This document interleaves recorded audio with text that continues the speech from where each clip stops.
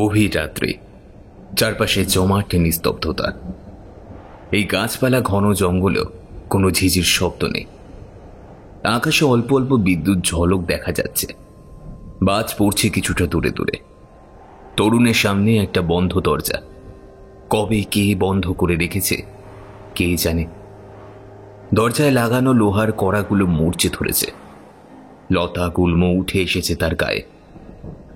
আর ক্ষয়ে যাওয়া ইটের মোটা দেওয়ালের রং বিবর্ণ কালো। অমাবস্যার অন্ধকারে ঘরটা চোখেই পড়ে না। মাঝে মধ্যে বিদ্যুৎ চমকে উঠলে তবে এইসব চোখের সামনে কিছু সময়ের জন্য উদ্ভাসিত হয়ে ওঠে।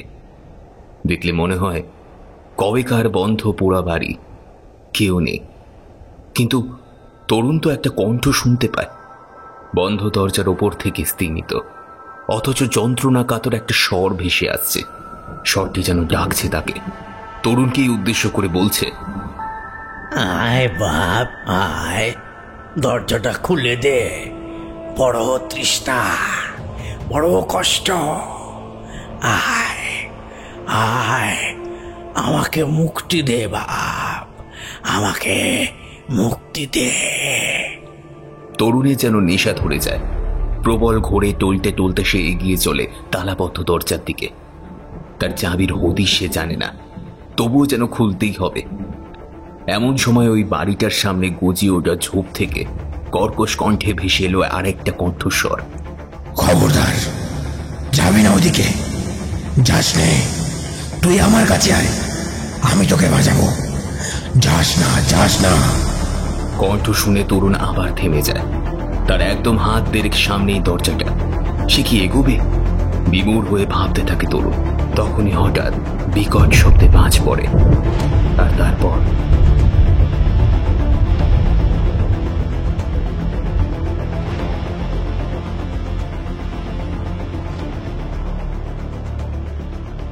হ্যালো এভরিওয়ান, বঙ্গকথা চ্যানেলে আপনাদের সবাইকে স্বাগত। আমি দিব্যেন্দু দাস রয়েছি আপনাদের সাথে। আজকে গল্পে যাওয়ার আগে আপনাদের কাছে একটাই অনুরোধ, আপনি যদি এই চ্যানেলে নতুন হয়ে থাকেন তাহলে চ্যানেলটি প্লিজ সাবস্ক্রাইব করে বেল আইকনটা ক্লিক করে রাখুন। আমরা 20,000 সদস্যের খুব কাছেই রয়েছি। আজ আপনারা শুনতে চলেছেন শ্রী চয়ন দাসের কলমে একটি গ্রাম বাংলার ভয়ের গল্প, নরখাগির দেউল। এক জমিদার বাড়ির পারিবারিক চক্রান্ত, সম্পত্তির লোভ, তার দৌলতে ভাইয়ে ভাইয়ে শত্রুতা এবং সর্বশেষে বাড়ির আরাধ্য দেবী মা কালীর নরখাগির হয়ে ওঠার গল্প। আশা করি এই গল্পটি আপনার ভালো লাগবে। বেশি সময় নষ্ট না করে সরাসরি চলে যাচ্ছি আজকের গল্পে। আজকের গল্প পাঠে রয়েছি আমি দিব্যেন্দু দাস। শুরু হচ্ছে নরখাগির দেউল।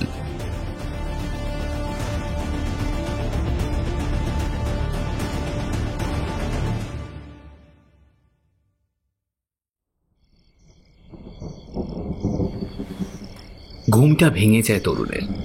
সারা গা ঘামে ভিজে জবজব করছে। বেশ কয়েকদিন তাপদাহ চলছে। আবহাওয়ার পূর্বাভাস অনুযায়ী আজ মধ্যরাতে বৃষ্টি হওয়ার কথা। একটু পরেই বুঝল বৃষ্টি আসছে বটে। জানলার পর্দাগুলো ঠান্ডা বাতাসে হালকা কেঁপে কেঁপে উঠছে। পাল্লাটা আরেকটু খুলতেই এক পাল ঠান্ডা হাওয়া ঘরে ঢুকল। গা জুড়িয়ে গেল ওর। খাটে স্ট্যান্ডেও ঝুলানো গামছাটা টেনে ঘরমাক্ত মুখটা মুছে নেয় সে। তারপর ঘরে লাগোয়া ছোট বারান্দায় এসে দাঁড়ায়। তার সামনে মধ্যরাতের আকাশে লালচে ধূসর মেঘ, তাতে চলছে বজ্রের আঁকিবুকি। তার আকাশের নিচে কর্ণফুলী নদীর প্রবাহ। তার বুকে এখনো মিটমিট আলোক বিন্দু ভাসছে, স্টিমার ওগুলো। তরুণের আর বিছানায় যেতে ইচ্ছে করে না। সে ভাবতে থাকে স্বপ্নটা তার কাছে নতুন কিছু নয়। এই স্বপ্ন সে প্রথম দেখেছিল যখন ক্লাস 7-এ উঠেছিল। 12 বছর বয়স তার। প্রথমবার এই স্বপ্নটা দেখে ভীষণ ভয় পেয়ে গেছিল। মাকে জানানোর পর দেখেছিল মায়ের মুখটা যেন শুকিয়ে ফ্যাকাশে হয়ে গেছে। ছোট মানুষ হিসাবে তখন না বুঝলেও যখন একটু একটু বড় হলো তখন সে জানতে পারল তার পরিবারের এক অদ্ভুত অলৌকিক ও সেই সাথে ভয়ানক ইতিহাস। তরুণের পরিবারে আদি নিবাস ছিল চট্টগ্রামেরই একটি প্রত্যন্ত গ্রাম মাঠখোলা গ্রামে। বেশ ভূসম্পত্তি সম্পূর্ণ ভূস্বামী ছিল তার পরিবার। তরুণের প্রপিতামহরা ছিলেন দুই ভাই, বড় ভাই সুদেবচন্দ্র এবং ছোট ভাই ভূদেবচন্দ্র। ইনি তার প্রপিতামহ। সুন্দর গোছানো ঘরদোর ছিল তাদের। পাকা দোতলা মোটা ইটের দ্বারা, প্রশস্ত উঠোন, উঠোনের কোণে বড় গোয়াল ভরা গরু বাছর, মাছ ভর্তি বিশাল পুকুর, ধান ভর্তি প্রকাণ্ড গোড়া। ধনী জমি ছাড়াও ছিল একটা বড় টি এস্টেটের মালিকানা, যেটি কিনা তাদের পিতা বিষ্ণুদেব কিনেছিলেন এক গোড়া সাহেবের থেকে। সব মিলিয়ে ভরা সংসার। সুদেব আর ভূদেব দুজনেই ছিলেন বিবাহিত। পুত্র কন্যাদি নিয়ে তাদের ভরা সংসার। আর তাদের পারিবারিক ইষ্ট ছিলেন মা কালী। উঠোনের একদম উত্তর পাশে দক্ষিণমুখী এক দেউলে ছিল মায়ের মন্দির। প্রতি বছর জ্যৈষ্ঠ আর কার্তিকের অমাবস্যায় ধুমধামে হতো মায়ের পুজো। গ্রামের মানুষেরা মানতের চাল ডাল শাড়ি গয়না আর পাঁঠা হাঁস নিয়ে আসত মায়ের পুজোয়। সবই ঠিকঠাকই ছিল, কিন্তু ঘটনা প্রবাহে এমন ঘটনা ঘটল যে তাদের পরিবারকে ভিটে ছাড়তে হয়েছিল চিরতরে। সুদেববাবু বেশ বিষয়ী ছিলেন। জমি জমা আর টি এস্টেটের বিষয়ে ছিল তার ধ্যান জ্ঞান। তুলনায় ভূদেব ছিলেন খানিকটা সরল ও উদাসীন প্রকৃতির। ধরতে গেলে তেমন জমি জমা কিংবা সাংসারিক কাজ নিয়ে তার তেমন আগ্রহ ছিল না। তিনি একটা চাকরি জুটিয়েছিলেন শহরে, লেখাপড়া জানতেন, সে নিয়ে একরকম খুশি ছিলেন। সপ্তাহে 2 দিনের জন্য বাড়ি আসতেন, আবার ফিরে যেতেন কাজে। সুদেব ও ভূদেবের পিতার মৃত্যুর সময় উইল করে জায়গা সম্পদ ইত্যাদি 2 ছেলেকে সমানভাবে ভাগ করে দেন। এই বিষয়টা নিয়ে সম্ভবত সুদেব খুব বেশি খুশি ছিলেন না। মোটের উপর তার বক্তব্য ছিল, যেহেতু পিতার সম্পদ বৃদ্ধি ও রক্ষণাবেক্ষণ তার ভূমিকায় অধিক ছিল, সেহেতু তার অধিক প্রাপ্য ছিল। কিন্তু পিতা কিনা মোহে পড়ে সমান সমান ভাগ করে দিলেন, সে নিয়ে হালকা মনোমালিন্য শুরু হয়। পিতৃপ্রদত্ত সম্পদের ভাগ পেয়ে ভূদেবও তার বাড়িতেই আসন করেন সম্পদ দেখাশোনার জন্য। ভূদেবের এহেন আচরণে ক্ষিপ্ত হন সুদেব। ক্রমশ পারিবারিক কোন্দল বাড়তে থাকে 2 ভাইয়ের মধ্যে। এর মধ্যে সুদেব ঘটালেন এক কাণ্ড। কোথাকার কোন মুক্তার দিয়ে তৈরি করলেন জাল উইল। সে দেখিয়ে দাবি করলেন টি এস্টেটের পূর্ণ মালিকানা। ভূদেবও কম যান না। শহর থেকে নাম করা উকিল ধরে আদালতে দ্বারস্থ হলেন তিনি। মামলা চলল। মামলায় প্রমাণিত হল সুদেবের দলিল জাল। তখনই সাজার ভয়ে সুদেব গায়ে ঢাকা দিলেন কোথাও যেন। গ্রামময় ঢিঠি পড়ে গেল। সুদেবের নিন্দায় মুখর হয়ে উঠল মাঠ খোলা গ্রামের পথঘাট, গাছপাল কিংবা চণ্ডীমণ্ডপ। ঘরে তখন সুদেবের স্ত্রী আর এক শিশুপুত্র। ভূদেব যদিও ভাইয়ের পরিবারের উপর ততটা দয়া দেখাতে চাননি, কিন্তু সমাজের ভয়েই হোক বা বিবেকের তাড়নায় বৌদি আর ভ্রাতুষ্পুত্রকে ফেলে দিতে পারলেন না। ঘরেই আশ্রয় দিলেন। আর দাদা পলাতক হবার সুবাদে সমগ্র সম্পদ অলিখিতভাবেই তাঁরই হয়ে গেল। এভাবেই 2-3টে বছর কেটে গেল। ভূদেবও তখন এক পুত্রের জনক। সেদিন কার্তিকের অমাবস্যা। বাড়িতে পুজোর ধুম। সারা বাড়ি গম গম করছে আত্মীয় আর গ্রামবাসীর পদচারণায়। মায়ের দেউলে তখন শতাধিক মাটির প্রদীপ জ্বলছে। পুজোর আয়োজন সম্পূর্ণ প্রায়। সমস্ত তদারকি করে নিজের ঘরের দিকে যাচ্ছিলেন ভূদেব। হঠাৎই কোত্থেকে এসে খপ করে তার হাত ধরে একটা লোক। চাদর মুড়ি দিয়ে রাখা তার চেহারা। এদিক ওদিক চেয়ে লোকটা মুখ থেকে চাদর সরায়। খোঁচা খোঁচা দাড়ি ভর্তি মুখ আর লম্বা চুলওয়ালা চেহারা দেখে প্রথম ভূদেব চিনতে পারে না। কে রে? কে ওখানে? আমি। কণ্ঠস্বর শুনে ভূদেব বুঝলেন এ আর কেউ নয়, তার দাদা সুদেব। বিস্ময়ের ঘোর কাটিয়ে উঠতেই তিনি বলে উঠলেন, দাদা তুমি? হ্যাঁ ভাই, আমি। এবার ভূদেবের গলায় ঝরে পড়ল উষ্মা আর ক্রোধ। কড়া কণ্ঠে বললেন, যে ভিটে থেকে মায়ের পেটের ভাইকেই তুলে দিতে চেয়েছিলে, সেই ভিটেতেই ফিরলে শেষে। কোথায় ছিলে এতদিন? প্রাণে মারার ছক কষছিলে নাকি ঘর জ্বালানোর? বিশ্বাস কর ভাই, এসব কিছুই নয়। লোক লজ্জার ভয় আর অনুশোচনার কারণেই এতদিন লুকিয়েছিলাম ভাই। রোজই ভাবি তোর কাছে ক্ষমা চাইতে আসবো, কিন্তু সাহসে কুলোয় না জানিস। গ্রামের লোকে দেখলে যদি রে রে করে মারতে তেড়ে আসে, সেই ভয় আর আসি না। আচ্ছা, এসেই যখন গেছো তখন গ্রামের লোককে নিজের মুখশ্রীটা দেখিয়ে যাও। এসো এসো বলছি। বলেই তাকে হাত ধরে হির হির করে টানতে ভীষণ আক্রোশে উঠোনের মাঝে নিয়ে এলেন ভূদেব। সমবেত গ্রামবাসীদের সামনে প্রকাশ্য করলেন সদ্য আগত পলাতক দাদার পরিচয়। গ্রামের লোকও স্বভাবসিদ্ধ ভঙ্গিমায় শুরু করলো তিরস্কার। একে একে সবার মুখে ঝরে পড়তে লাগলো নিন্দার কড়া ভাষা। হতভাগাটা এখানে দাঁড় করিয়ে রেখেছ কেন? উত্তম মধ্যম দুঘাত দিয়ে বের করে দাও। মহাজনীর নাম করে চড়া সুদে কত লোকের টাকা জমি আর ভিটে কেড়েছে, ওটাকে পুলিশে দাও, ফাঁসিতে চড়াও ওটাকে। এমন বহুজনের মুখে বহু কড়া কথা শুনে এক পর্যায়ে সুদেব সশব্দে কেঁদেই দিলেন।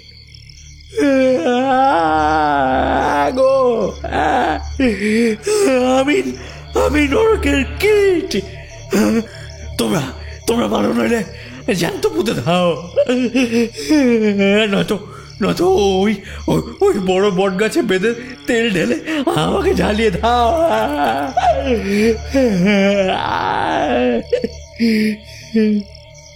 বলেই হাউমাউ করে কাঁদতে লাগলেন।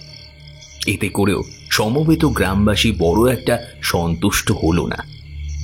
খিস্তি খেউড়েও আসতে লাগলো এদিক ওদিক থেকে।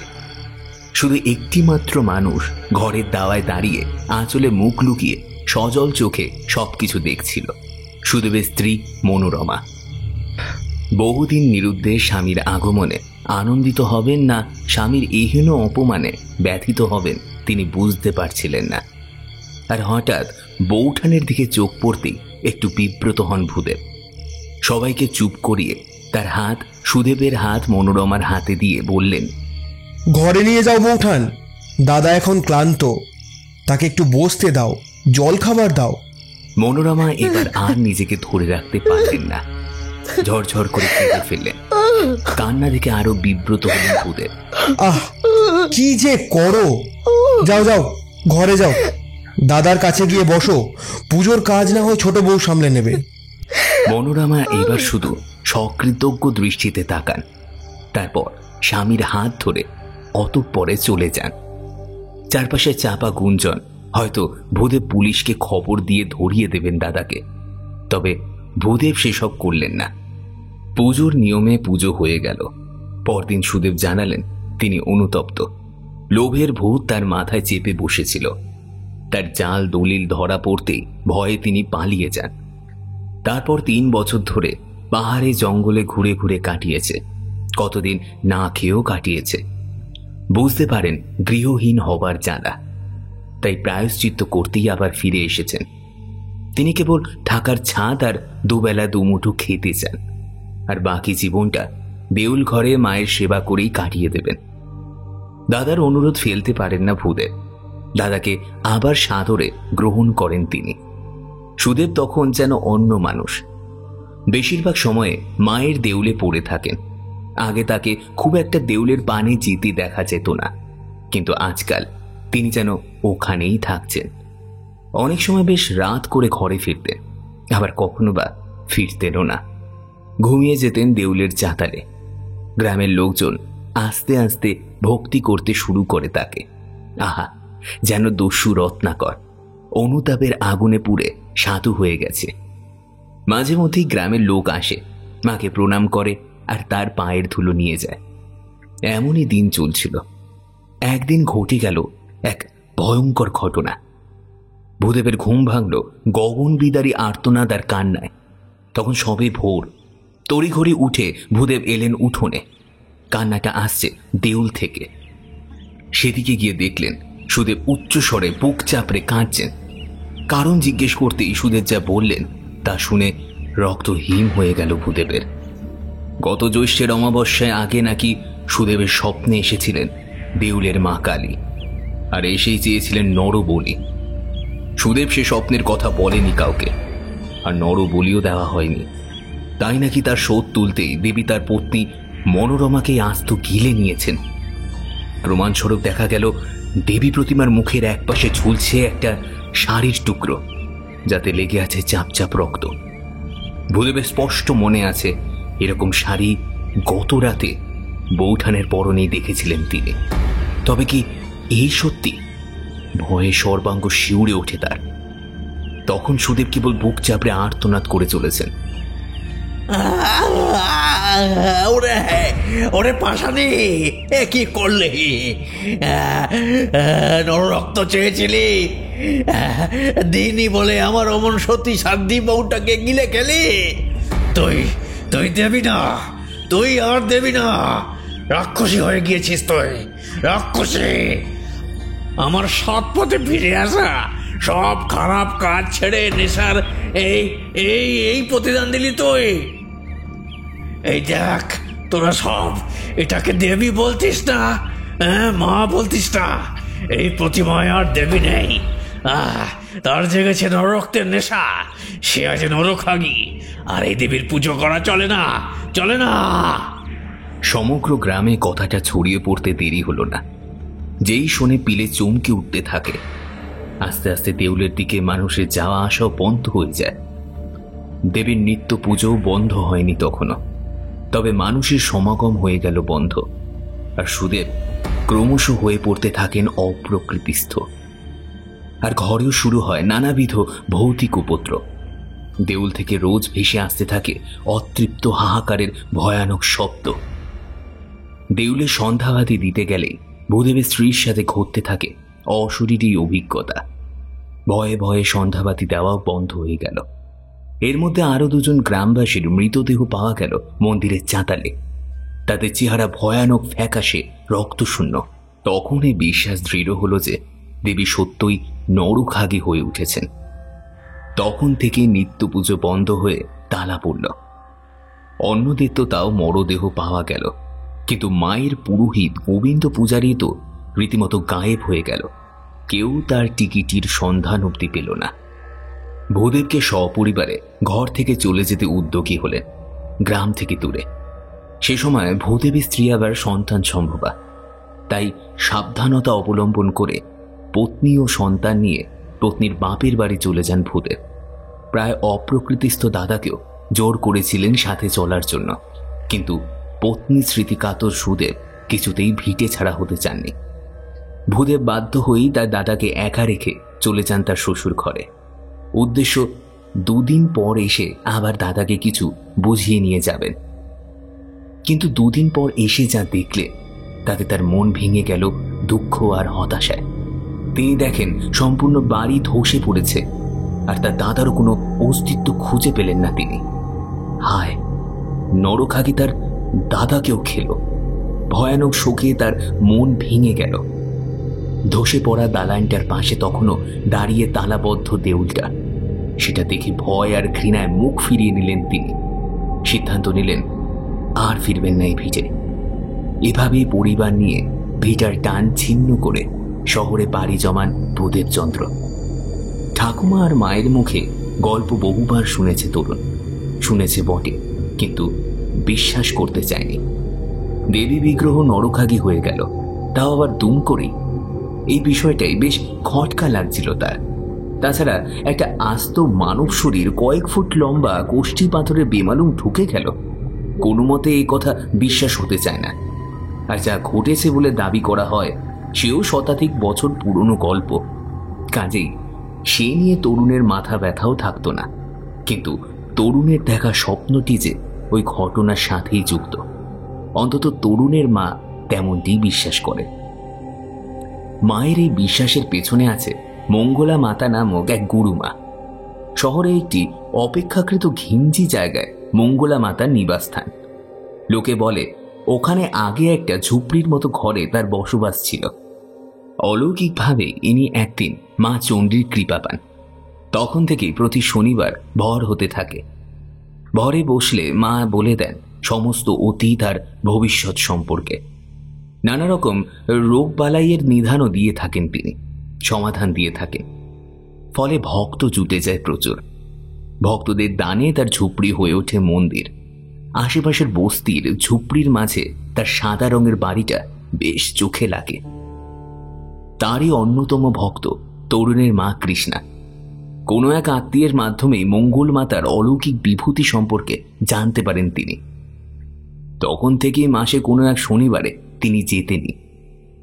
যেদিন তরুণ প্রথম তার দেখা স্বপ্নটি জানায় তার মাকে, সেদিনই তার মা শঙ্কিত হয়, কারণ শাশুড়ির মুখে শোনা এ বাড়ির ভয়ানক অতীত।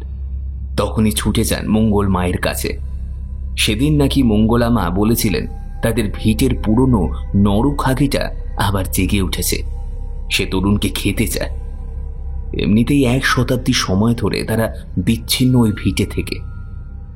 তার উপর ভরের সময় মঙ্গল মাতার আদেশ হলো যে কোনো কালী মন্দিরই তরুণের পক্ষে ক্ষতিকর। ভরের মধ্যে চণ্ডীমাতা বলেছিলেন ওই রাক্ষসীটা তরুণকে পেলেই দূর থেকে রক্ত শুষে নেবে। তরুণের এখানেই খটকা লাগে।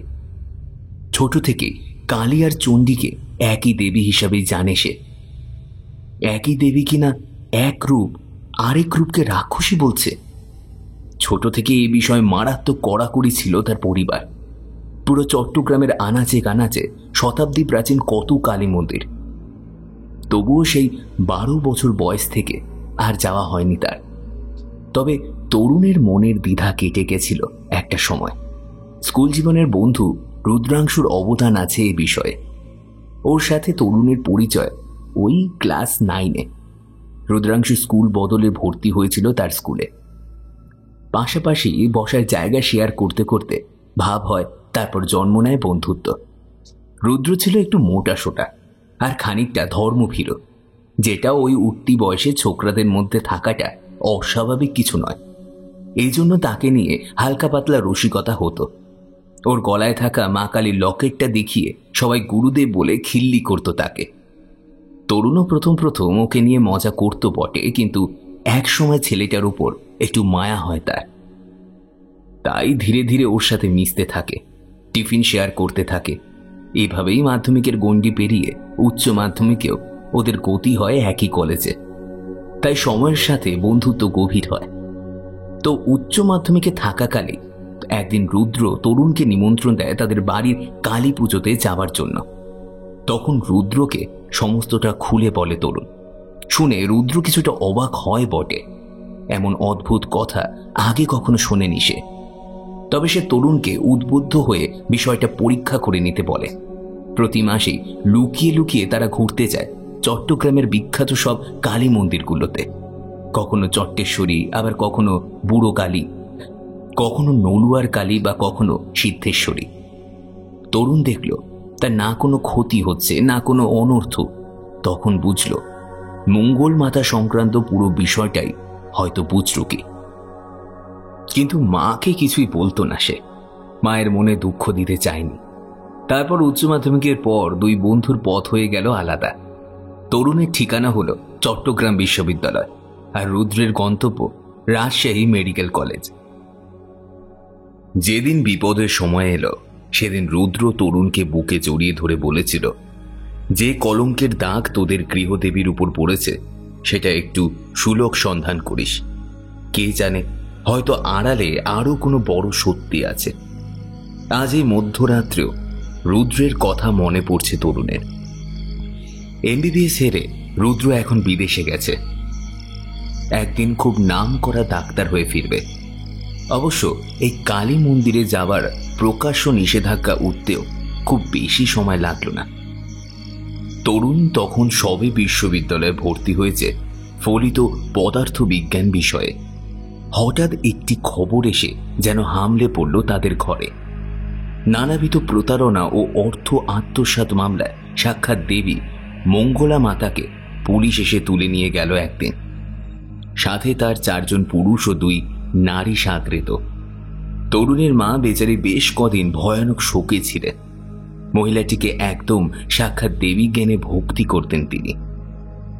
সামনে ভেবেছিলেন মহিলার ফটো ফ্রেম করে ঠাকুর ঘরে বসাবেন, আর সেই মহিলা জেরার মুখে নিজে স্বীকার করলেন দীর্ঘদিন ভরের নাম করে নাটক করে লোক ঠকিয়ে এসেছেন ইনি। আর সাথে ওই 6 জন ছিল তার দোসর। আসলে কোনো এক প্রভাবশালী নেতার থেকে টাকা নিয়েছিলেন তার স্ত্রীর রোগ সারাতে। বিনিময়ে ওষুধ হিসাবে কি সব দিয়েছিলেন শেকড় বাকড় মিশিয়ে। সে খেয়ে নেতার পত্নীর শরীর হলো উল্টো প্রতিক্রিয়া। ফলে এতদিন গরিব অসহায়দের ঠকিয়ে চলতে চলতে এবার প্রভাবশালীদের ফাঁদে পড়েই ফেসেই গেলেন। এভাবে তরুণের মুক্তি ঘটল ওই অদৃশ্য শৃঙ্খল থেকে। কিন্তু সেই স্বপ্নটার কোনো পরিবর্তন নেই। বছরে 6 মাসে একবার দুবার স্বপ্নটা সে দেখেই, এবং সে স্বপ্নে কোনো পরিবর্তন নেই। যথেষ্ট যুক্তিবাদী আর বাস্তববাদী হলেও এই স্বপ্নটা সে হেলায় এড়াতে পারে না। কি জীবন্ত স্বপ্ন! কেউ যন্ত্রণা ক্লিষ্ট কাতর কণ্ঠে তাকে ডাকছে। কে ডাকছে? কি চায়? আসলে কি তাকে কেউ ভক্ষণ করে নিজের শতাব্দী পুরনো ক্ষুধা তৃষ্ণা নিবৃত্ত করতে চায়? আর কোন সে পুরুষ কণ্ঠ? সে তাকে বারণ করে কেন? বাধা দেয় কেন? আজ প্রায় 15টা বছর ধরে সে এদের শুনে আসছে।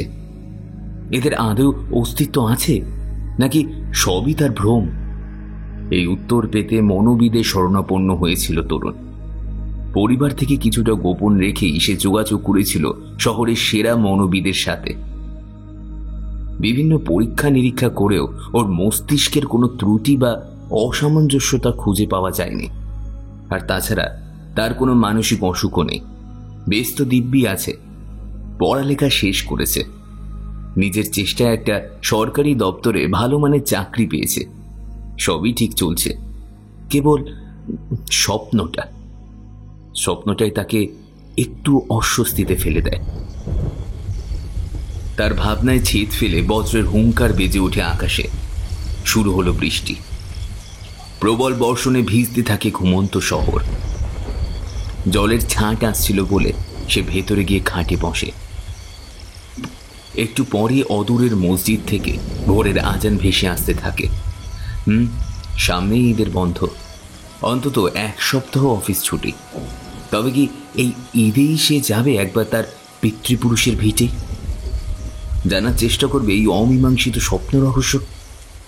সে নরখাগের দেউল, তার বদ্ধ দরজার ওপারে কি সত্য লুকিয়ে রয়েছে? জানতে হবে তাকে, জানতেই হবে।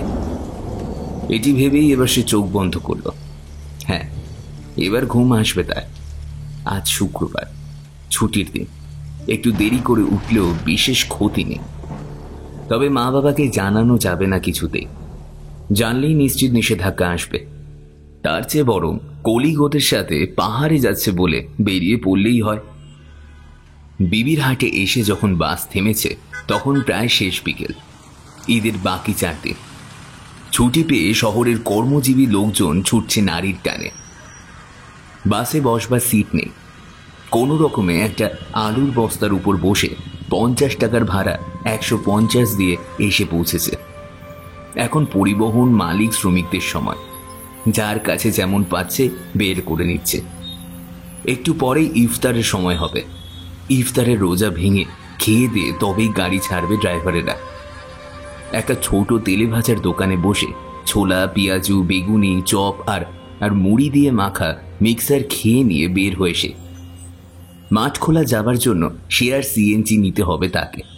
দরদাম করে সিএনজিতে চেপে বসল সে।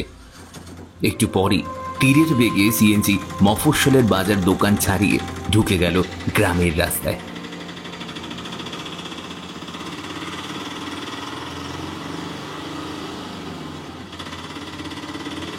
সন্ধ্যা সরে গিয়ে তখন রাত হয়েছে। বৃষ্টি শীতল বাতাসের স্পর্শ তরুণের গা ঘেঁষে বেয়ে চলছে। এমনিতেই এরকম অচেনা অজানা স্থানে এসে 3-4 দিন থাকাটা সম্ভব নয়, কিন্তু ভরসা হলো তরুণের সরকারি চাকরিটা। সার্ভের কাজে এসেছে বলে ইউনিয়নের অফিস আইটি প্রুফটা দেখালেই থাকার একটা ব্যবস্থা ঠিকই হয়ে যাবে। এইসব ভাবতে ভাবতে গাড়ি এসে থামল 13 নম্বর মাঠখোলা ইউনিয়ন পরিষদের সামনে। ইউনিয়ন পরিষদের ভবনটা একটা 1 তলা লম্বা দালান। সামনে একটা এলইডি বাল্ব জ্বলছে। এই সময় চেয়ারম্যান বা মেম্বার কারোরই অফিসে থাকার কথা নয়। থাকতে পারে দারোয়ান বা কেয়ারটেকার। এইসব ভেবেই একটু একটু এগিয়ে যাচ্ছিল তরুণ। মেঘ ডাকছে, হয়তো একটু পরেই বৃষ্টি নামবে। তাই চাতালে দাঁড়িয়ে খুঁজতে লাগলো এদিক ওদিক। হঠাৎ একটু দূর থেকে কেউ একটা ডাক দিল। পেছনে ফিরতেই দেখে কেউ একজন টর্চ হাতে এগিয়ে আসছে। এবার তরুণ একটু সপ্রতিভ হয়ে ওঠে, মনে মনে নিজের কথাগুলো গুছিয়ে নেয়। ততক্ষণে লোকটা তার সামনে এসে দাঁড়ায়। বয়স 50 বেরিয়েছে। মাথার সামনের দিকে চুল গিয়ে কপালটা চওড়া হয়ে আছে, চুলে কাঁচা পাকা মিশ্রণ, মুখে হালকা খোঁচা দাড়ি। ভ্রু কুচকে লোকটা বলে, কাকে চাই? হ্যাঁ, এলেন কোথা থেকে? আগে আমি তরুণ বসু, বিদ্যুতায়ন বোর্ডের রেগুলেটরি অফিসার। একটা সার্ভের কাজে। তা এখন তো অফিস বন্ধ, চেয়ারম্যান সাহেব তো নাই, ভাইস চেয়ারম্যানও নাই। কালকে অফিসে আসবে মনে হয়। তরুণ বুঝতে পারে না ঠিক কি বলবে। ওকে ইতস্তত করতে দেখে লোকটা বলে, স্যারের থাকার জায়গা নাই গ্রামে? না, আসলে এদিকে কোনো চেনা পরিচিতি নেই তো। আচ্ছা, আসেন আমার ঘরে। আমি দয়াময় শীল, এই অফিসের কেয়ারটেকার আর পোস্টম্যান। আজকে রাতটা দয়া করে আমার ঘরেই অতিথি হয়ে থাকলেন। তরুণ দেখলো একটা সুবর্ণ সুযোগ, তখনই রাজি হয়ে তার পেছন পেছনে হাঁটা দিল। অফিসটা থেকে মিনিট 10 হেঁটে ওরা পৌঁছে গেল একটা মাঝারি মাটির ঘরের সামনে। টিনের চাল, মাটির দেওয়াল, আর সামনে এক ফালি উঠোন। দয়াময় একটু গলা চড়িয়ে সম্ভবত তার স্ত্রীকে ডাকল। দরজা খুলল একজন বছর 40-এর মহিলা। বাইরে স্বামীর পাশে আগন্তুক দেখে একটু লম্বা করে ঘোমটা টেনে দিল। গর্ব আসছে, শহরের সরকারি অফিসার আজকে রাতটা থাকবে। হাঁসের ডিম আর মাছের রান্না করো গিয়ে। আসেন, ঘরে আসেন। রাতে ভাত খেতে খেতে তরুণ জিজ্ঞেস করে, আচ্ছা, আপনাকে দাদা বলেই ডাকছি। দাদা, আপনি কি জন্মসূত্রে এই গ্রামের বাসিন্দা নাকি কর্মসূত্রে এসছেন? জন্মসূত্রেই স্যার। আসলে ওই গরিবির কারণে তো ম্যাট্রিকের বেশি পড়তে পারি নাই। পরে তখনকার চেয়ারম্যান সাহেবকে ধরে এই চাকরিটা জোগাড় করি। আচ্ছা স্যার, যদি কিছু মনে না করেন একটা প্রশ্ন করি? হ্যাঁ, নিশ্চয়ই করুন না। এখন তো ঈদের সময় চলে আসছে, এ সময় তো কোনো সরকারি প্রজেক্ট থাকে না। না মানে, হ্যাঁ, এই কথাটা আপনি ঠিক আন্দাজ করেছেন। এসেছি আসলে আমার নিজের কাজে, তবে ভয় নেই, আপনাকে কোনো ঝামেলায় জড়াবো না। স্যারের বাড়ি কই? এমনি তো চট্টগ্রাম শহরেই থাকি, তবে আমার বংশের আদি নিবাস সেখানে নয়। চিটাগংয়ের বাইরে নাকি? না, গ্রামটার নাম মঠখোলা। বলেন কি, আপনি এই গাঁয়ের? কই, আজ 50 বছর পার করে ফেললাম প্রায়, কখনো তো আপনাকে এদিকে আসতে দেখলাম না। তা আপনি কোন বাড়ির ছেলে, কোন পাড়ায় বাড়ি? আসলে আমার পিতৃপুরুষের ভিটেটা এখন হয়তো নেই। আপনি শুনেছেন কিনা জানি না, এককালে বসু বাড়ি ছিল ওই গ্রামে। তাদের ঘরে একটা কালীর দেউল ছিল, যেটাকে পরে মানুষ বলতো নরখাগির দেউল। আপনি জানেন? জানবো না? এই গ্রামের উত্তর দিকেই তো সেই অভিশপ্ত জায়গাটা। অভিশপ্ত? এরকম বলছেন কেন? কি আছে ওখানে? জায়গাটার ইতিহাস বড় খারাপ স্যার। শুনেছি ওই জায়গায় এক রাক্ষসী দেবী থাকে, সে নররক্ত চায়। এককালে নাকি বড় গেরস্ত বাড়ি ছিল ওটা। একদিন বাড়ির বড় বউকে নাকি ওই দেবীটা গিলে নেয়। তারপর একে একে মারতে মারতে পুরো ঘরটা উজাড় হয়ে যায়, কেউ বাঁচে নাই আর। কেউ বাঁচেনি এটা সত্য নয়, না বাঁচলে আমি আসতাম না। হতে পারে স্যার, আসলে গ্রামের মুখে মুখে ঘোরা কথা তো। আর জায়গাটা এখন গ্রাম থেকে আলাদা করা, খাল কেটে আলাদা করা আছে, যাতে কেউ যেতে না পারে। কিন্তু কেন বলুন তো? আসলে ওদিকে একজোড়া বড় পুকুর ছিল, আর ছিল ওই বসুদের ফেলে যাওয়া ফলের বাগান। তো রাতে বিরাতে বা ঝড়ের তুফানে লোকজন আম কুড়াতে, মাছ ধরতে ওদিকে যেত। এরকম কোনো দুর্ভাগা লোক প্রায় সময় নিখোঁজ হয়ে যেত। পরে তাদের বিকৃত লাশ পাওয়া যেত।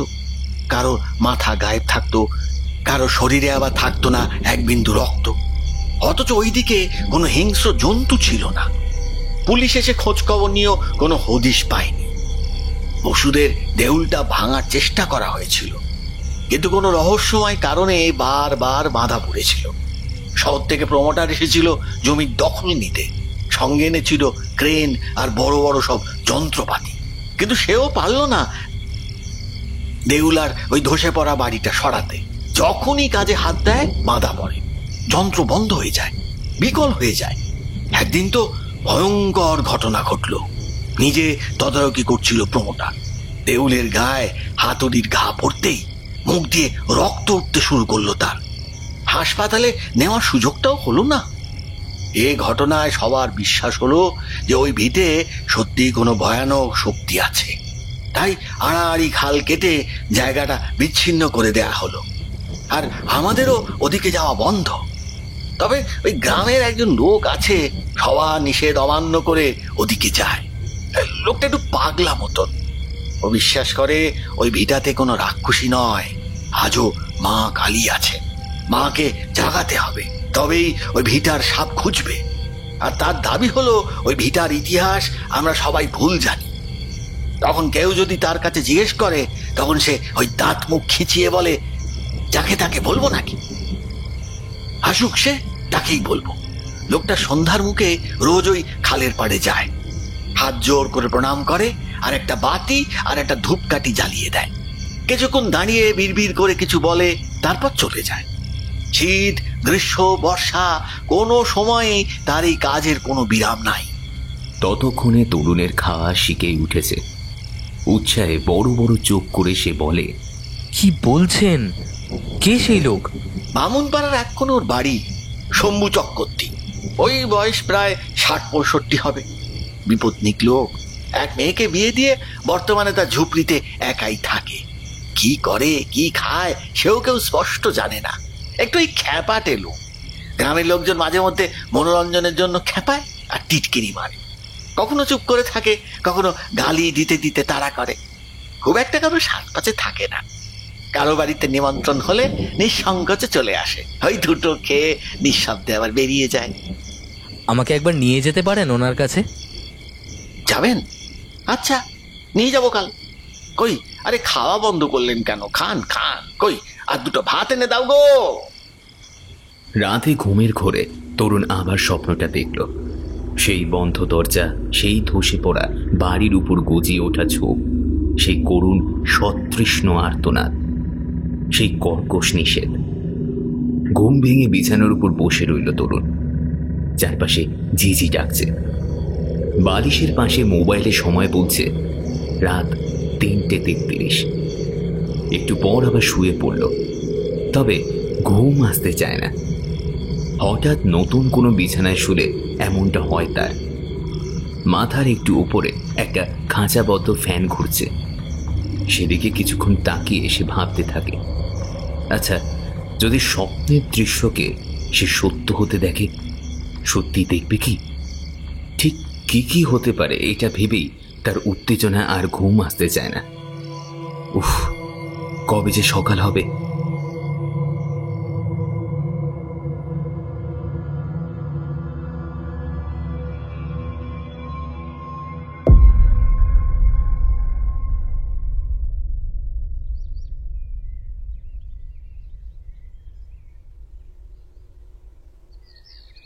পরদিন সকালে নারকেল কোড়া আর মুড়ি দিয়ে চা পর্ব সেরে দয়াময় তরুণকে নিয়ে চলল ব্রাহ্মণপাড়ার দিকে। ব্রাহ্মণপাড়া যেতে পথে পড়ে একটা একফালি চা বাগান। গত রাতের হালকা বৃষ্টিতে ভিজে চা পাতাগুলো চকচক করছে প্রাতকালীন রোদে। অঞ্চলটা সম্পূর্ণ সমভূমি নয়, জায়গায় জায়গায় টিলার মতো অল্প উচ্চভূমি, সেখানেই চায়ের চাষ হয়। বেশিরভাগই বেসরকারি টি এস্টেট। চা বাগান পেরিয়ে একটা বড় বট গাছের বাম দিকে ঘেঁষে একটা মেঠো পথ কাদা হয়ে আছে। সেটি ধরে এগোলেই 8 থেকে 10টা ঘর নিয়েই ব্রাহ্মণপাড়া। সে ঘরগুলো পেরিয়ে একদমই শেষে একটা প্রায় ঝুঁকে পড়া বেড়ার ঝুপড়ি ঘর। ওরা ঘরটার সামনে এসে দাঁড়ায়। শম্ভু ঠাকুর, ও শম্ভু ঠাকুর, শহর থেকে লোক আসছে তোমার সাথে দেখা করবে। একটু পর দরজা ঠেলে একটা ছোটখাটো লোক বেরিয়ে এলো। গায়ের রংটা চাপা, মাথার চুল চলে টাটকা আবছা আবছা দেখা যায়, মুখে খোঁচা খোঁচা দাড়ি, পরনে বিবর্ণ লুঙ্গি, গলায় গামছা, খালি গা, গলায় রং চটে ঘোলাটে ধূসর হয়ে যাওয়া পইতে, চোখে কেমন একটা ঘোর লাগা দৃষ্টি। ভরাট গলায় লোকটা বলল, কে আবার, কি চাই? এবার তরুণ হাত জোর করে নমস্কার করে নিজের নাম বলে। নাম শুনেই যেন লোকটার চোখ উজ্জ্বল হয়ে ওঠে। বসো বসো, বাড়ি কোথায়? আগে থাকি তো শহরে, কিন্তু আদি বাড়ি এই গ্রামেই। এই গ্রামের কোথায়? ওই যেখানটায় এখন নরখাগির দেউল আছে। চুপ, একদম বলবে না। দেউল দেবীর হয়, নরখাগির নয়। আর দেবী নরখাগি বা কেন হবে? সে সর্বগ্রাসী, পুরো ব্রহ্মাণ্ডকে এই সময় হলে খেয়ে নেয়। কাল রূপা কালী তাকে নরখাগি রাক্ষসী বলে অসভ্যগুলো। ছ্যাঃ! আমি দুঃখিত, আসলে আমার মনে অনেক জিজ্ঞাসা আছে। আমি সেই জিজ্ঞাসা শান্ত করতে এসেছিলাম। আমিও সেটাই জানি যেটা এই গ্রামের অন্যান্য লোক জানে, কিন্তু আপনি নাকি প্রকৃত সত্যটা জানেন। আমাকে দয়া করে সবটা খুলে বলুন। তোমাকে বলবো, কিন্তু কেন বলো তো? এবার তরুণ কিছুটা চুপ থেকে মনে মনে কথা গুছিয়ে নেয়। তারপর তার স্বপ্নের বৃত্তান্ত জানাতে থাকে শম্ভুকে।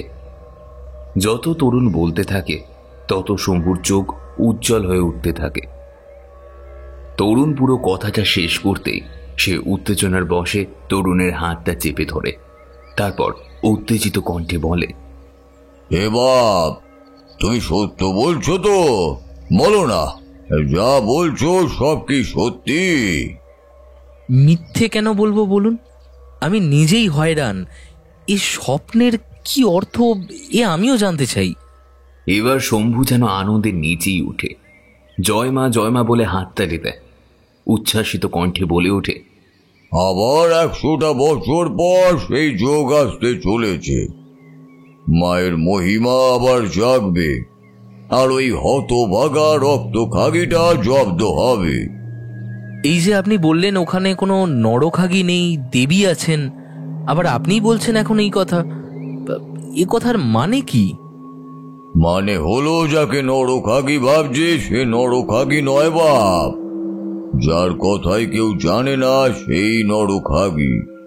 এই রহস্য ওরা কেউই জানে না, কেউ না। পুরুষানুক্রমে এই রহস্য আমি বয়ে চলেছি নিজের মনে, কাউকে বলিনি। বলি বা কি করতাম? কারোর কিচ্ছু করার ছিল না।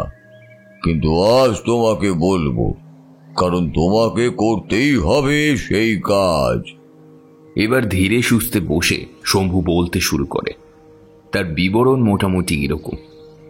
সুদেব বাড়িতে ফিরে আসার পর ভূদেবচন্দ্র তার দাদার বিপক্ষে মামলা তুলে নিয়ে দাদাকে আবার আপন করে নেয়।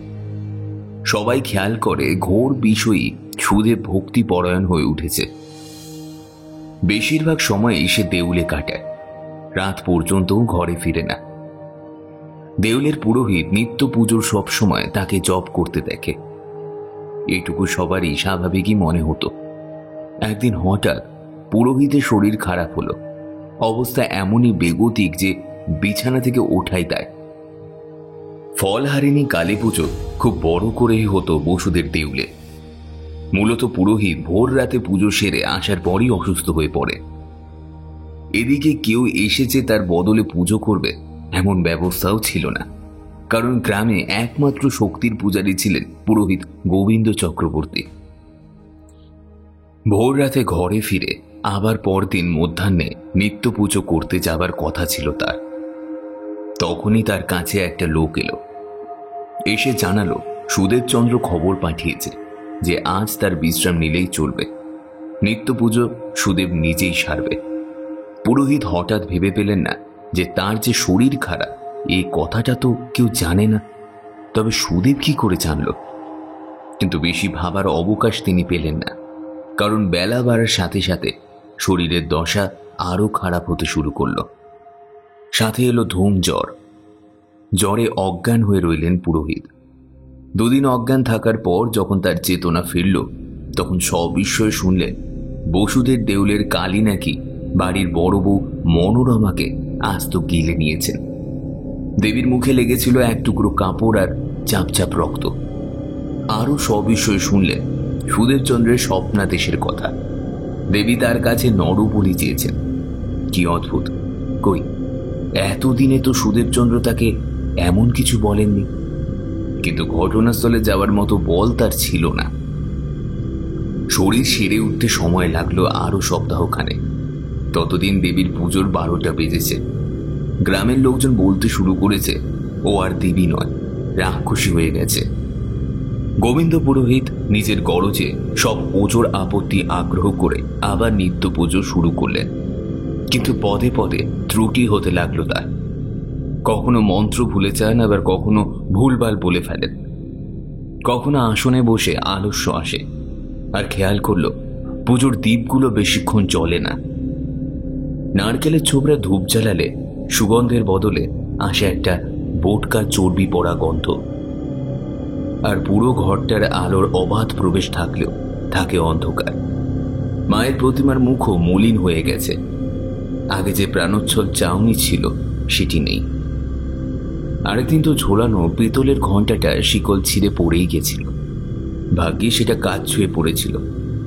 অল্প জখমের বিনিময়ে গোবিন্দ প্রাণে বেঁচে যায়।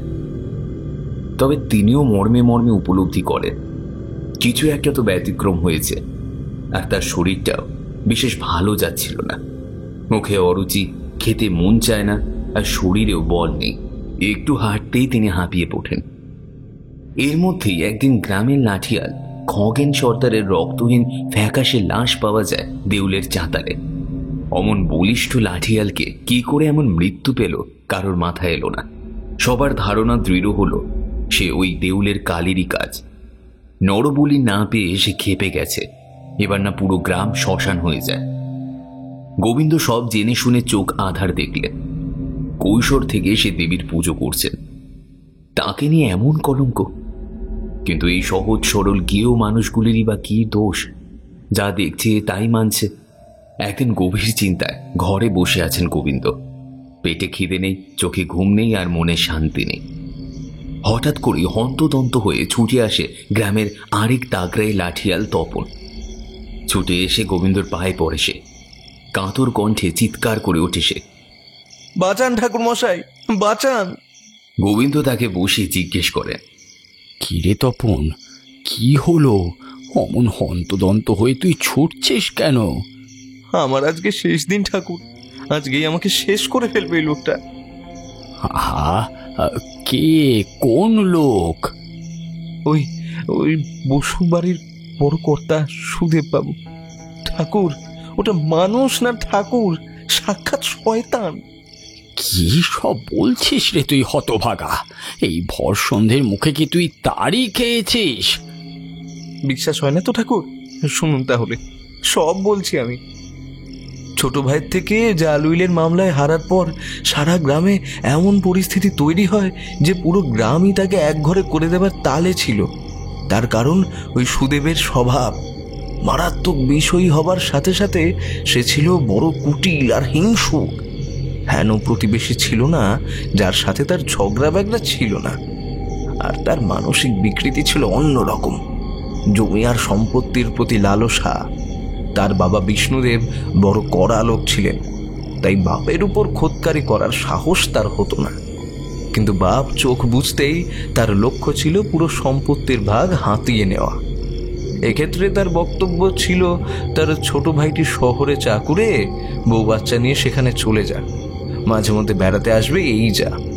কিন্তু ভূদেবচন্দ্র তার পরিকল্পনায় জল ঢেলে দিল। তাই পথের কাঁটা দূর করতে সুদেব আশ্রয় নিল জালিয়াতির। কিন্তু জাল উইল বানিয়েও শেষমেশ ধরা পড়ে গেল। সুদেব বুঝল এভাবে চলতে থাকলে একদিন বড় রকমের ফেঁসে যাবে, তাই গা ঢাকা দিল। গ্রামেই থাকতো তার প্রিয় দুই সাগরেদ খগেন আর তপন বাদে কেউ জানতো না এই কথা। কিন্তু সে সুবিধে করতে না পেরে পাহাড়ে চলে যায়। সেখানে মগ আদিবাসীদের বাস। তাদের মধ্যে প্রচলিত পুরুষানুক্রমে অদ্ভুত সব কালো বিদ্যা।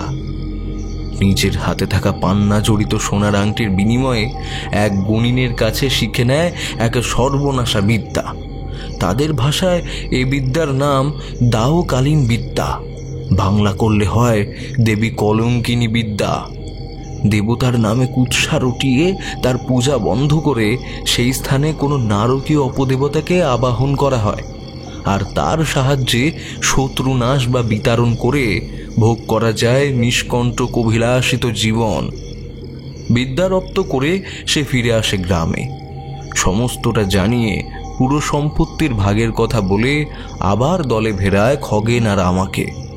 নিজে খুব ধার্মিকটি সেজে দিনরাত পড়ে থাকতো দেউলে, আসলে জপ করত ওই গুণিনের দেওয়া বিশেষ মন্ত্র।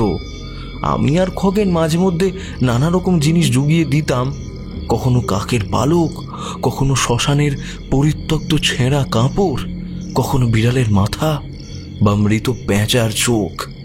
সব চলত গোপনে। বছরব্যাপী নিয়ম করে জপ আর কি সব অনুষ্ঠান করার পরই সে ষড়যন্ত্রের জাল বুনতে শুরু করে। প্রথমত প্রসাদের নামে বিশেষ মন্ত্রপুত খাবার খাইয়ে আপনার শরীরে সৃষ্টি করে অসুস্থতা। সে জানত এই উপায়ে কমপক্ষে 1 সপ্তাহ আপনি বিছানা ছেড়ে উঠতে পারবেন না।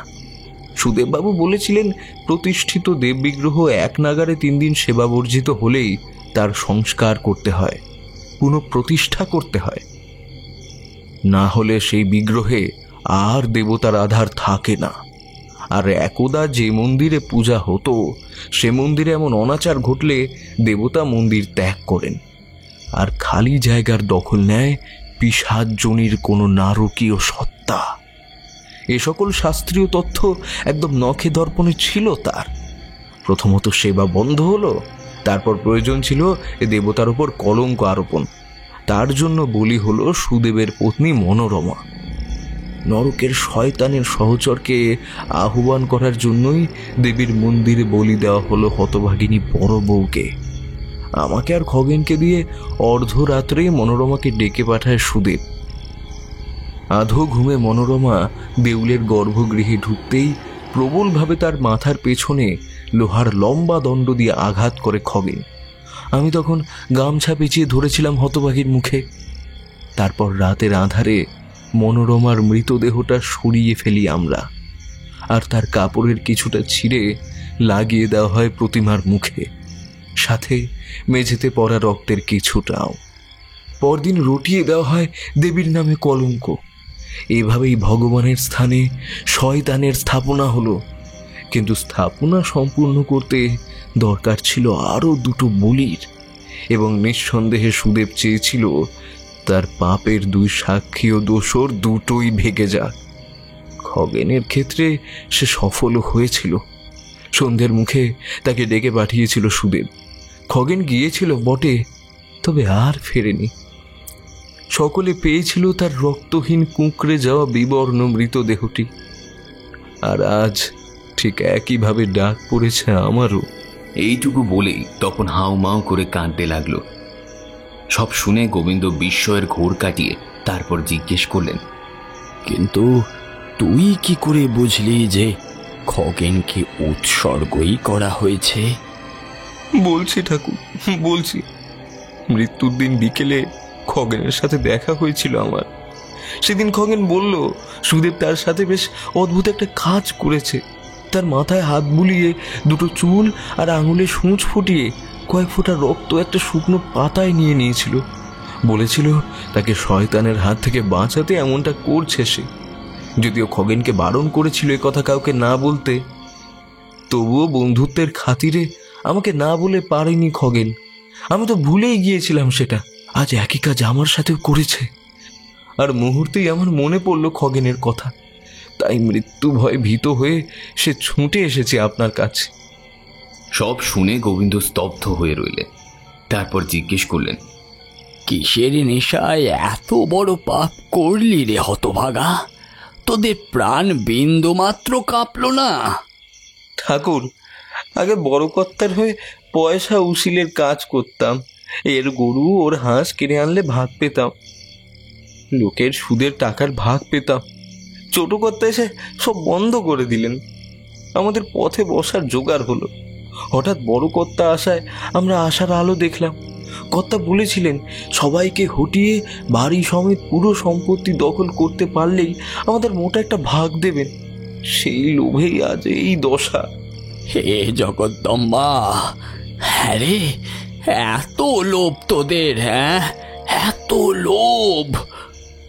এখানেই শেষ নয় ঠাকুর। ছোট কর্তা তার পোয়াতি বউকে নিয়ে বাড়ি ছেড়েছেন।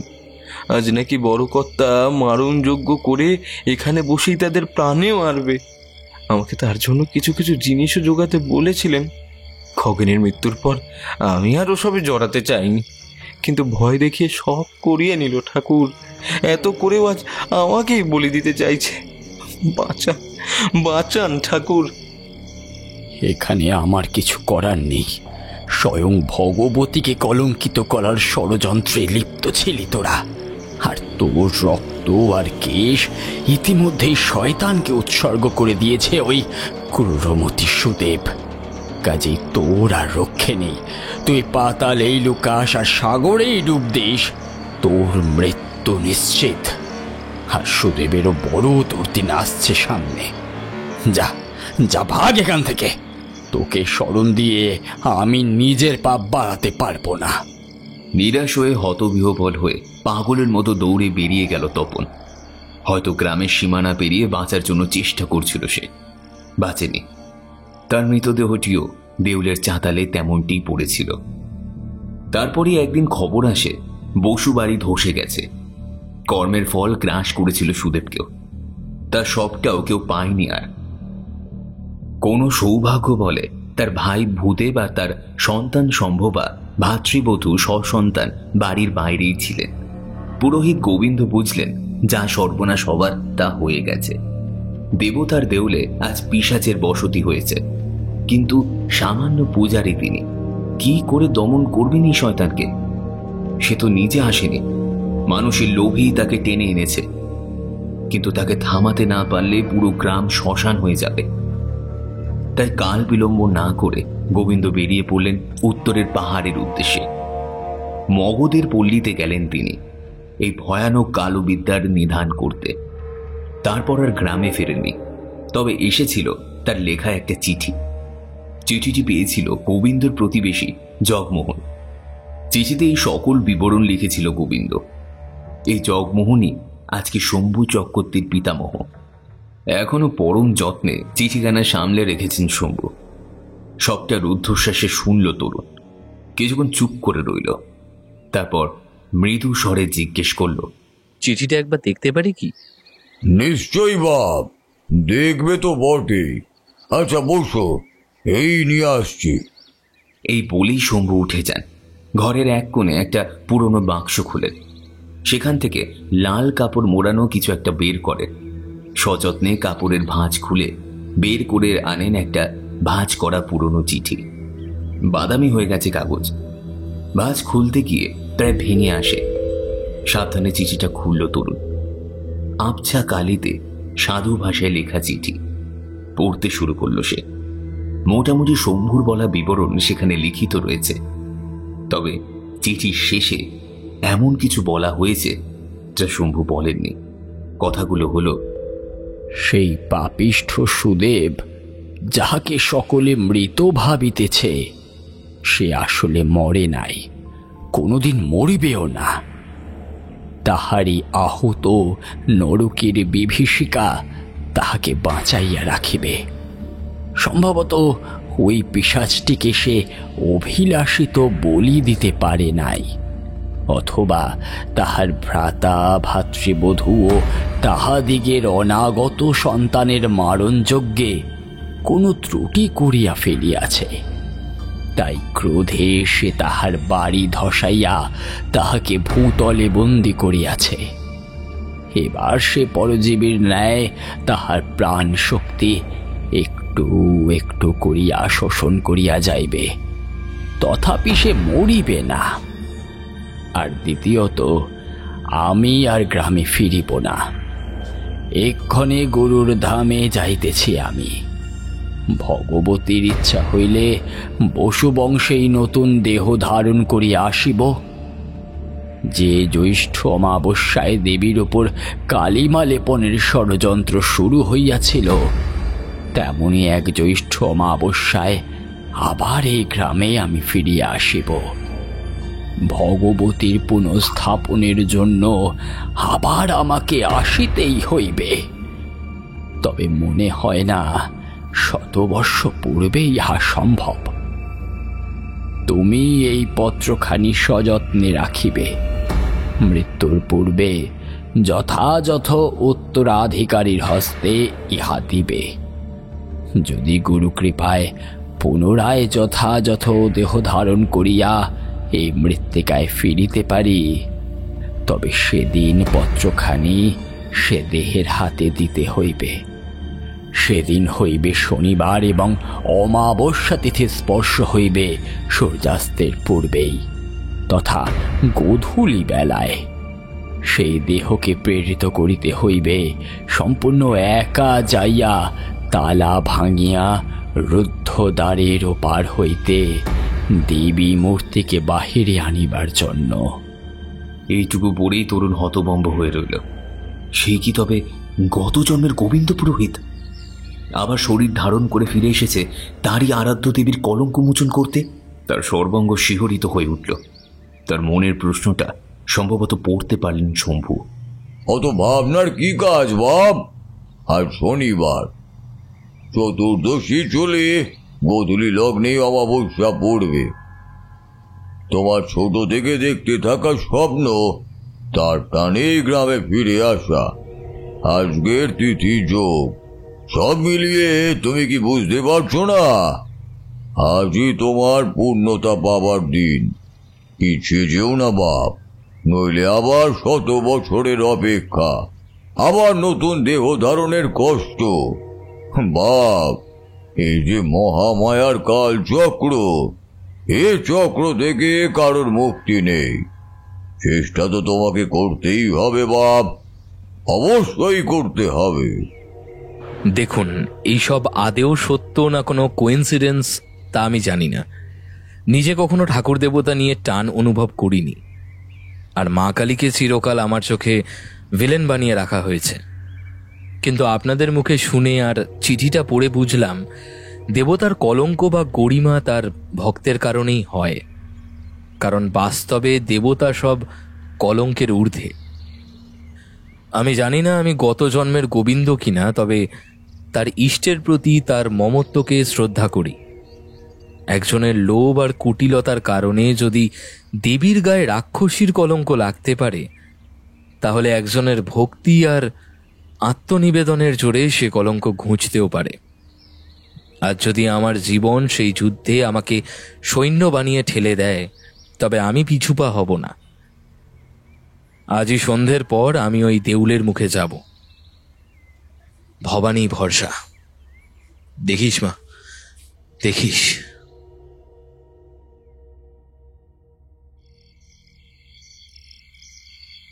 সময় সন্ধ্যা 6:45। বিদায়ী সূর্যের আলো বহুক্ষণ হলো মিলিয়ে গেছে মেঘের আড়ালে।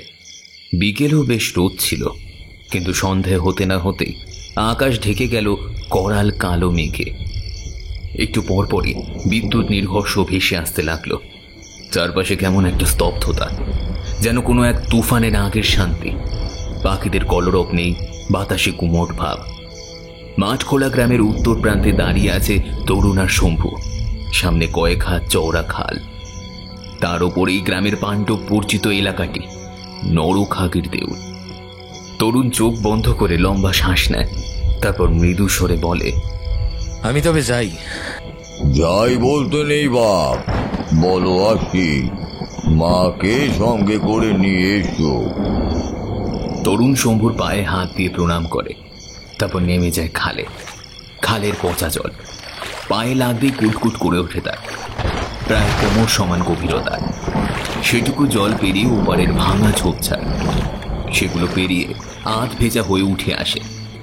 সামনে লম্বা পাঁচিল ঘেরা এলাকা, মাঝখানে একটা গেট, দুপাশে মোটা চুন শুকরির কাঁথা ধাপ, আর তাতে আড়াআড়ি লোহার দরজা। আস্তে আস্তে সেদিকে এগিয়ে দরজাটায় আলতো ধাক্কা দেয় সে। বিশ্রী ধাতব শব্দ তুলে সেটা হাঁ করে খুলে যায়। এবার তার সামনে উন্মুক্ত একটা প্রশস্ত পথ। লতা গুল্ম জন্মে পায়ের তলায় ধরিত্রীকে আড়াল করে দিয়েছে। সম্ভবত এই প্রশস্ত অংশটাই ছিল একটা উঠোন। অন্ধকার সয়ে যেতে এবার আরো সামনে চোখ পড়ল তার। হ্যাঁ, ওই তো সামনেই দেখা যাচ্ছে তার স্বপ্নে দেখা সেই অভিশপ্ত দেউলটা।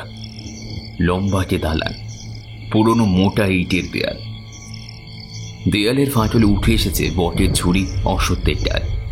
একটু পরেই চমকে উঠল বিজলির রেশনায়। সেই বিজলির চমকের আলোয় সে আরো ভালো করে দেখতে পেল দেউলটা। হ্যাঁ হ্যাঁ, একদমই সেটি, একদমই স্বপ্নে দেখা সেই দেউল। এবার দেউলের বামে দেখল, হ্যাঁ, একটা ধসে পড়া দালান।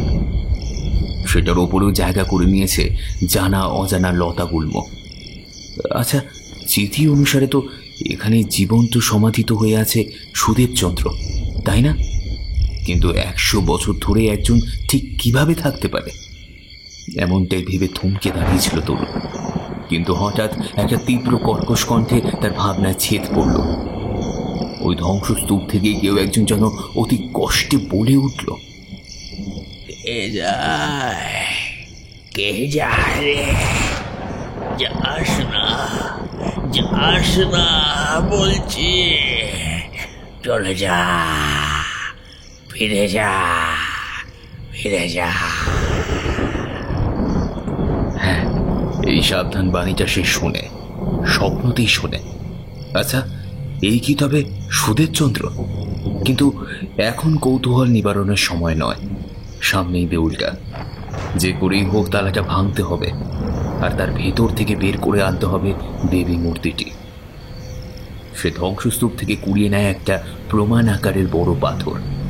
মোটামুটি ডিম্বাকৃতি ওই পাথরের ভর নেহাত কম নয়, কিন্তু অত বড় তালা ভাঙতে আর কোনো উপায় নেই।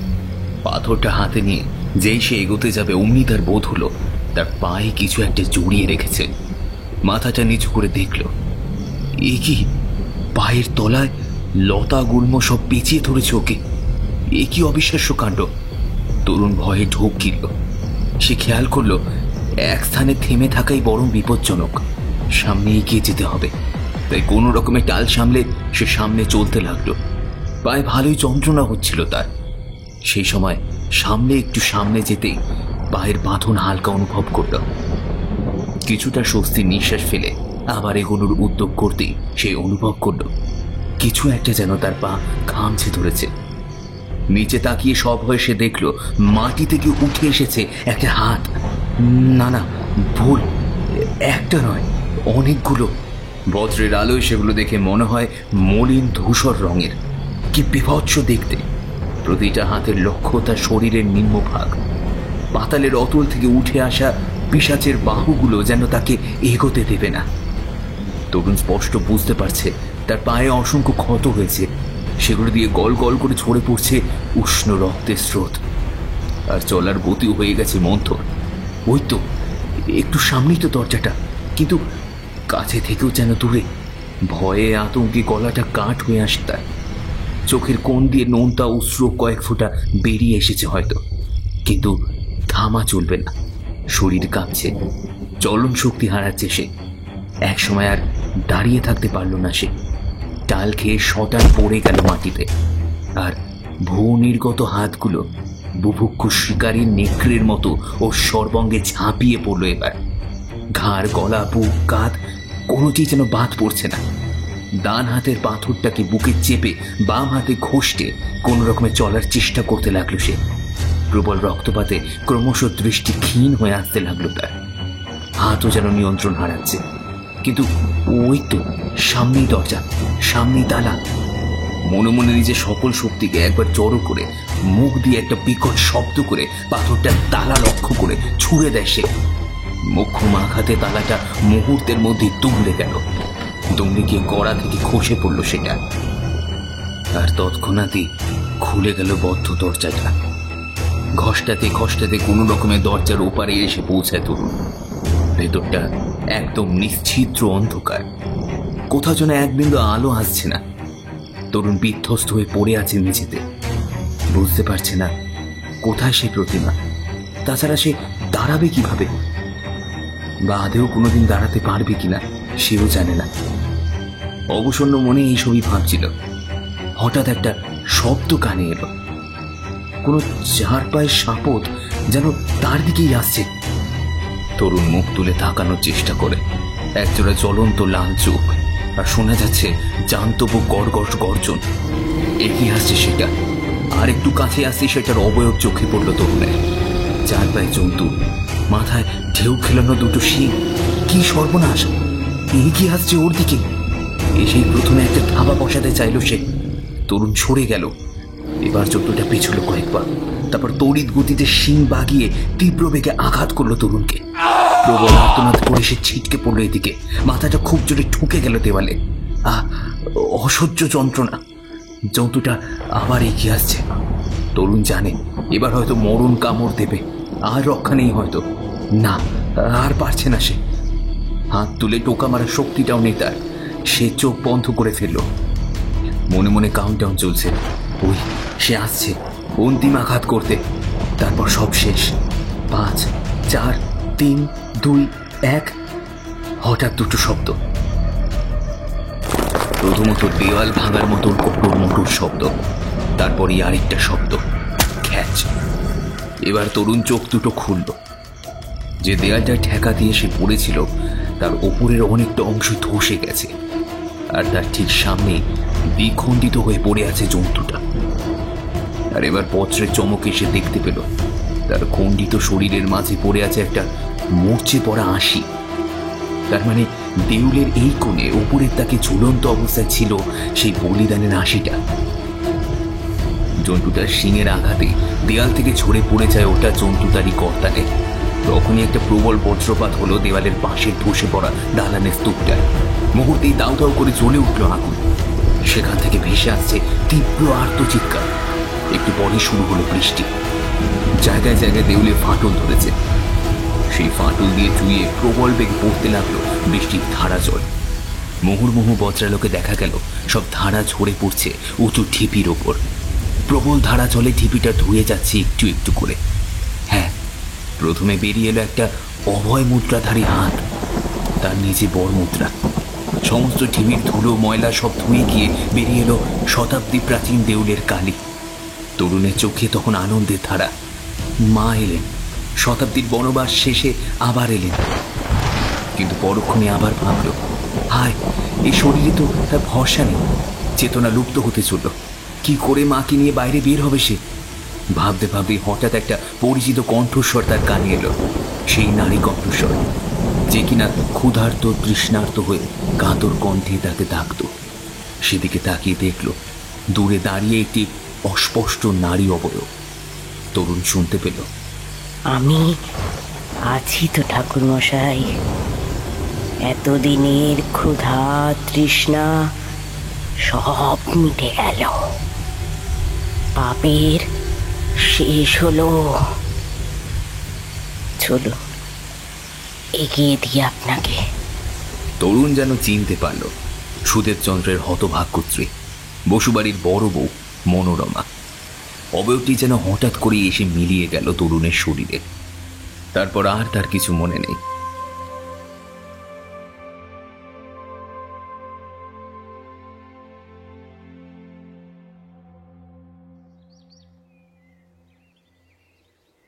সাল 2023, কেমব্রিজ। ডাক্তার রুদ্রাংশু দাশগুপ্ত আর SRCS শেষ করে দেশে ফেরার প্রস্তুতি নিচ্ছেন। হঠাৎ মেইল আসার একটা নোটিফিকেশন। মেইলটা খুলতেই মন খুশিতে ভরে উঠল তার। বহুদিনের পুরনো বন্ধু তরুণ বসুর মেইল। ঠিক মেইল নয়, নিমন্ত্রণ পত্র। তার ঘরে শতাব্দী প্রাচীন মা কালীর ফল হারিণীর কালী পুজো। ও যেন অবশ্যই আসে। তার পরপরই আরেকটা মেইল এলো। এটি নিছক 3টে শব্দের। সেখানে লেখা, কলঙ্ক মোচন হয়েছে। রুদ্রাংশুর আর তর্স হয় না। দেশে ফিরেই তরুণকে ধরতে হবে। কলঙ্ক মোচনটা শুনতে হবে তো নাকি?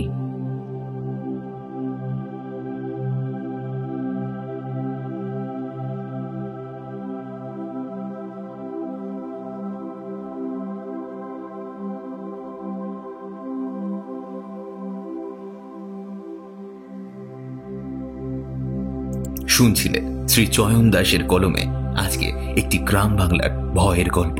নরখাকের দেউল। আজকে গল্প পাঠিয়েছিলাম আমি দিব্যেন্দু। অন্যান্য চরিত্রে সৌরভ রায়, রাজ, বাসব, পার্থ, অরণ্যদেব, বুবাই, অভিক সাহা, বাল্মীকি, সূর্য এবং ইন্দ্রাণী। গল্পের আবহেতে ছিল ফিনিক্স, পোস্টার ডিজাইনে সৌম্যদেব। গল্পটি আপনার কেমন লাগলো জানাবেন আমাদের ইউটিউব কমেন্ট সেকশনে। আর আপনি এই চ্যানেলে নতুন হয়ে থাকলে এবং এরকম আরও গল্প শুনতে চাইলে এখনই প্লিজ সাবস্ক্রাইব করে নিন আমাদের ইউটিউব চ্যানেলটি। আমরা 20,000 সদস্যের খুব কাছেই আছি। আজকের জন্য বিদায়, দেখা হবে অন্য কোনো গল্পে।